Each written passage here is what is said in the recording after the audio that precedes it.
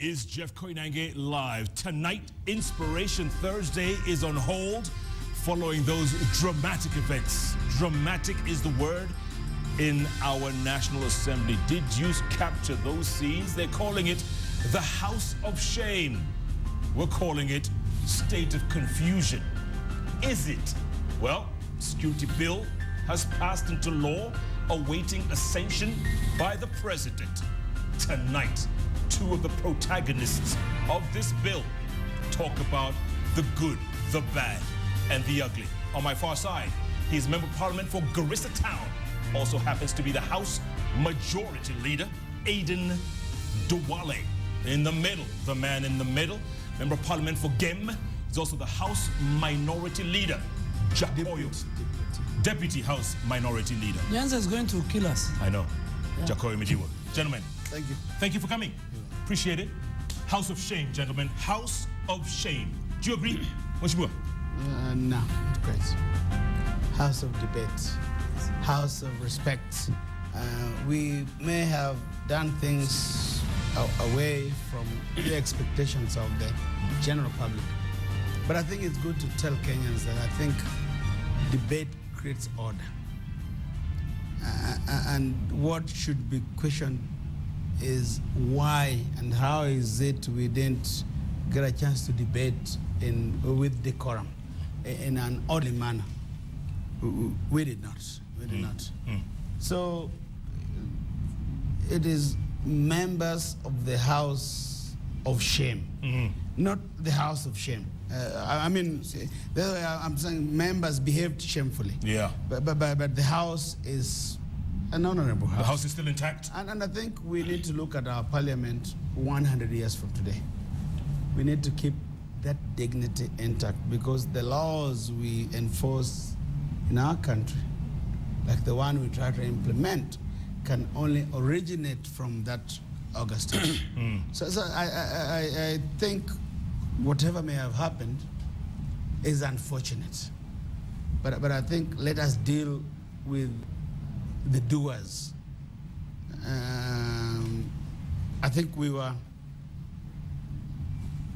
in a scenario that we did not behave good for our institution. Okay, Mheshimiwa, before you answer the question, we need to run a montage here just to introduce the show. In fact, before we do that, Twitter handles at Honorable HON Aden Duale, at Koinange Jeff. You're not on Twitter, are you? Now I am, by the way. Go on. Yes. At Jakoyo. Yes. Hello. Run the montage.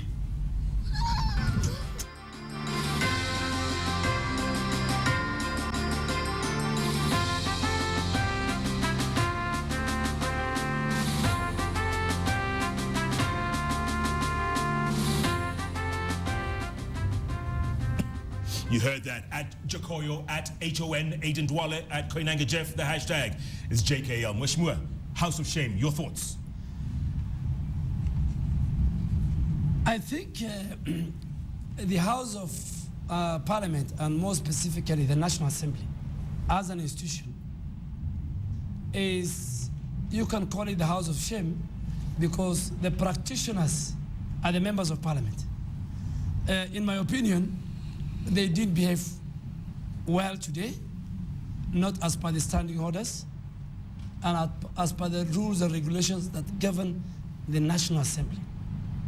But if I look at it from a different side of the coin, this is very, very common in many parliamentary democracies. Even the chaos? The chaos, worse chaos has happened in the Italian parliament, in the Indian parliament, in Greece, in Spain.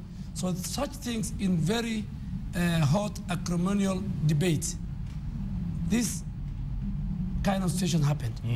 But I have a feeling not all members of Parliament who are there today brought that shame to the House. There were very few, even the feast and those who had, they were very, the cameras have captured. And I'm sure there are procedures and process in which, and within the standing orders, that can be dealt with. by Parliament. I was going to ask that. Will something happen to those people? Because on all over social media, they're saying fire those irresponsible members of Parliament. Fire them or do something, prosecute them. It's not fire. It is, there's a very serious committee of Parliament called the Committee on Procedure and House Rules, chaired by none other than the Speaker.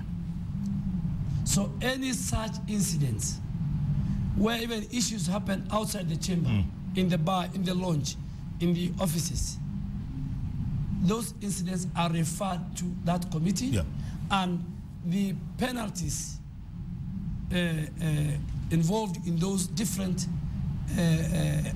crimes committed by members have got different penalties. Does the Speaker, is he allowed to put his name on that list as well? Because let's face it, Mheshimiwa, this Speaker has left a lot to be desired. Well, that is actually the crux of the matter. The so-called disciplinary committee, or the rules committee, or the committee that would discipline and discipline, it's chaired by the Speaker. I mean, the Speaker started the day today by saying, we have a whole day. I will listen to every view from every member.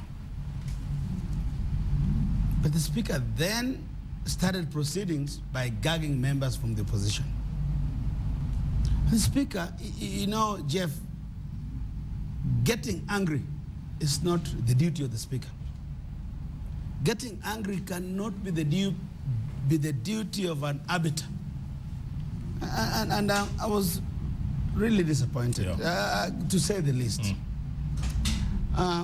When we raised issues, the Speaker did not give us a chance. And let me just give you an example.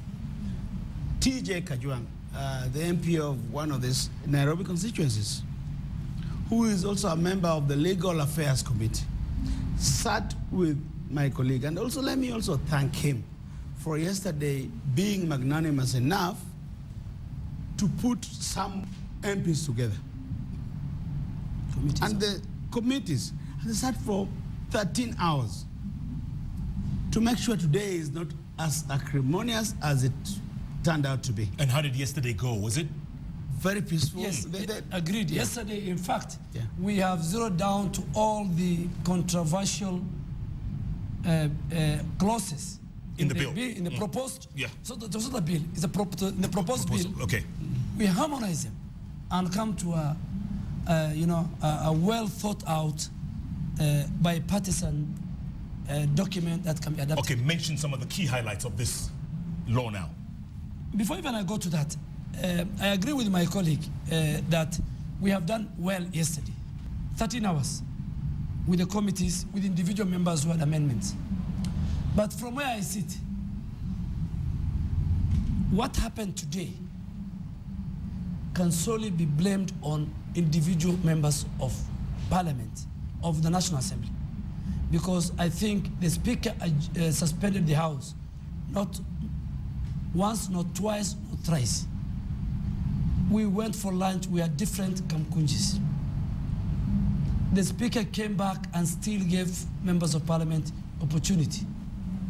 The only thing that maybe he did, and which my colleague has raised, was to suspend the bill for some time for us to now take the whole consensus to the rest of members who were not even aware what we have achieved yesterday in the 13 hours. Some of the highlights that we have achieved, because the 4 days that were meant for public participation, Kenyans came out in their large numbers. They presented both orally and written submissions from the Muslim community, from the human rights community, from the CIC, from the civil society. And the whole of Tuesday, the committees condensed those memorandums into actionable and specific areas that we dealt with yesterday. And some of the highlights that we dealt with yesterday and which have been deleted altogether, and they are not even part and parcel of what has been passed tonight, is the Public Order Act. It's gone. Clause 4 is gone, it's been deleted. Clause 5 which was again the clause was dealing with the penalties.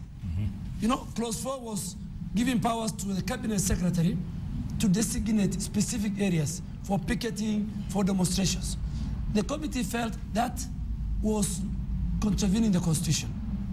So that was deleted. Article 5 on the penalties was completely deleted. When you come to the articles on the National Intelligence Service, number 1, where they wanted to be given arresting powers, that was denied. What the committee yesterday we have agreed was that because the citizens, me and you, have arresting powers. If we see somebody committing an offense, we are supposed to get that person and deliver him to the nearest police station.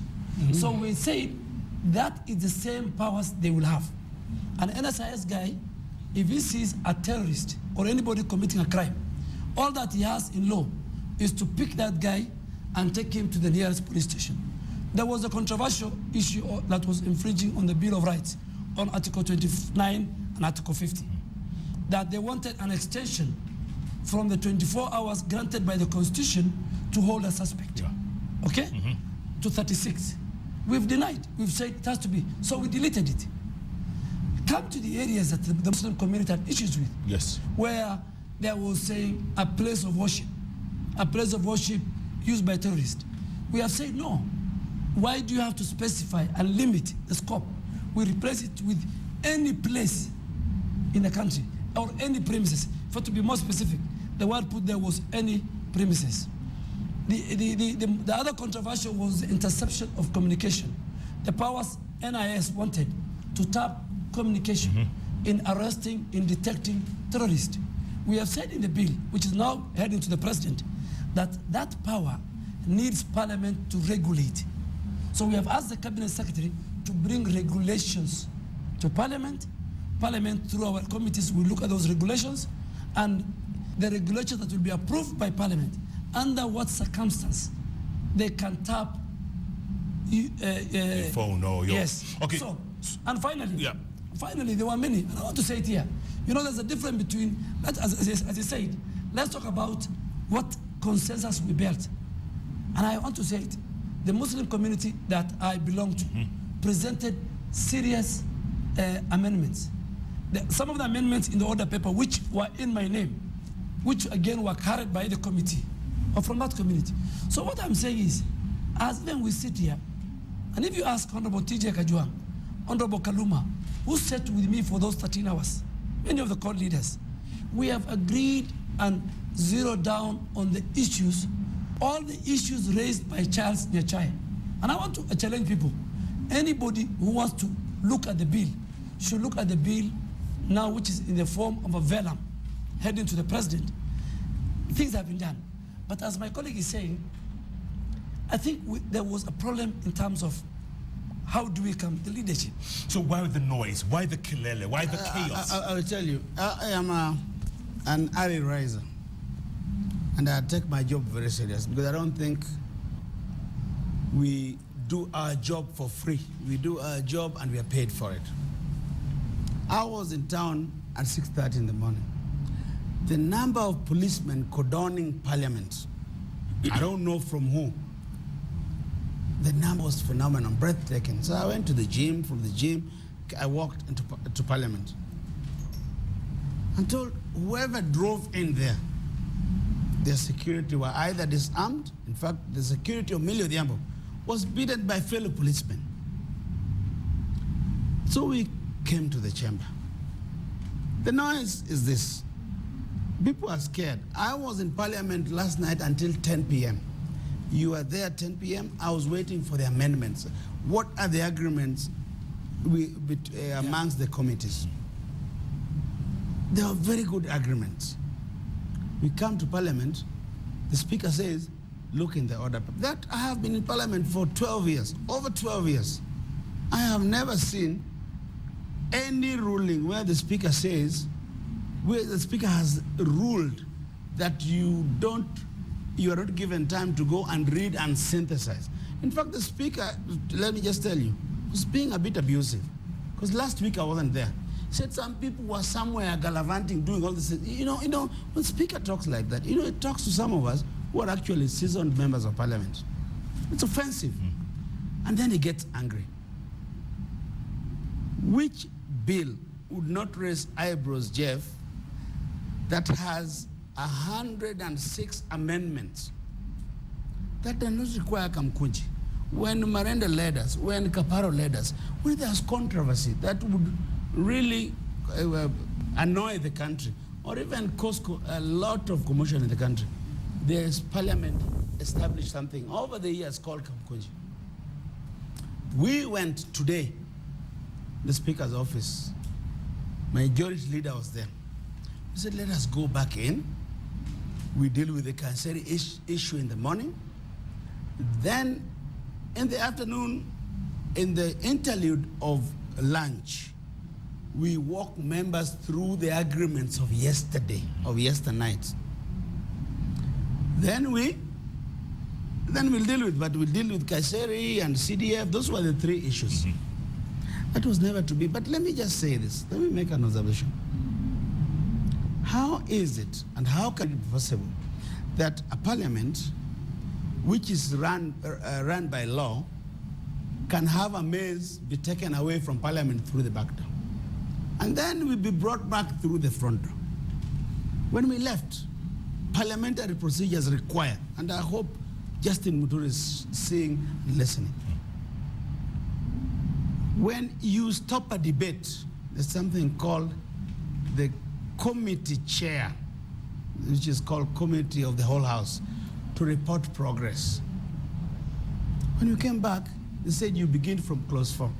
No progress was reported. I mean, you cannot be making laws by breaking laws. And let me just tell you, I feel very bad because I pleaded with the Speaker. The reputation of our law-making process will be affected forever. Absolutely. With more than 12 years experience in the House, are you ashamed to be a parliamentarian today? I am thoroughly ashamed. I think I'm in the wrong place. And if it's going to be this way, somebody tweeted to me, sent me a message, said, SMS saying, you people remind us of the former county councils.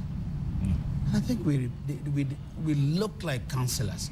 You know, when you see Ngujiri, the MP, the other MP for Nakuru, they are all former councillors going to fight people in the public area. And Parliament has employed police officers. In fact, the last time I checked, I was told even CID officers in Parliament are 36. You know, before it gets to going to punch a senator sitting away outside Parliament, and I had given him my word, I'm going to talk to my colleagues, the senators, but I have never been up there. I was going to call them and say, what you people are doing, let us have our own, let us debate. And I was really for consensus. Are you ashamed? Yeah. Are you ashamed? Before I answer that, you know, we need to get back to the history. What happened today is not something that happened in isolation. This bill created a lot of uproar. And I want to make it very clear that even the committee that are handling this bill has both sides of the coalitions. Of the 27, there are 13 members or 12 members from the Court Coalition who were sitting when all these memorandums and presentations were being made by everybody. There are over 10 members of the Court Coalition who have amendments in this order paper. Yeah. Serious amendments. But you know, when a senator, and this happened yesterday, when Honorable Mudama stands with all the leadership of the court and says, we are going to blockade Parliament tomorrow. Parliament is a serious institution, is another arm of government, like the judiciary, the executive. Nobody within the Constitution, and Parliament draws its powers from Article 94, 95, 96. 96 for the Senate, 95 for the National Assembly. When a leader says we are going to blockade a parliamentary process, a constitutional process going in the legislature, because Let me even speak for me as a member of parliament for Garissa. The people of Garissa have sent me to do 3 functions: to legislate, to oversight, to represent.